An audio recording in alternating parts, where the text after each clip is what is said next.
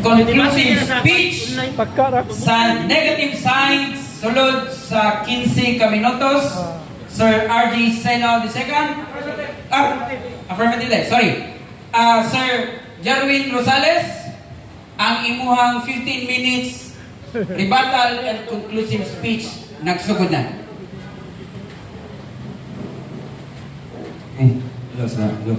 Okay, salamat kayo, no? Mas mula ko igsoon.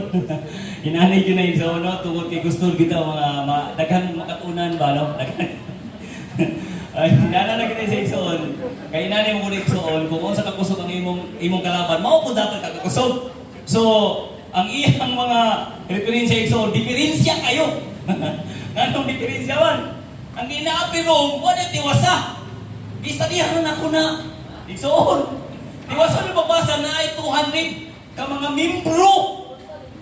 Pamutana sa Biblia, asa mabasa ng 200 ka membro? Sa buhat pa na. Layo pa kayo sa Tinuod.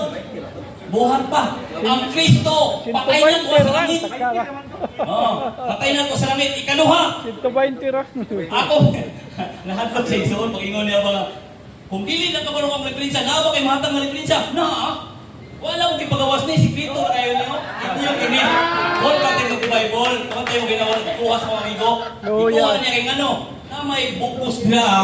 Mga nagigamit kayo mo, original. Giyon na niya, Jesus cannot begin to build His church upon Peter until after His death and resurrection.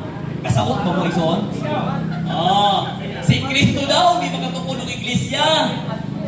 Kang Pedro, kung dili siya mamatay, o musaka sa langit ang pangutana. 33:18 ni Saka ng sa Kristo. Kinsa ang peke nga Kristo?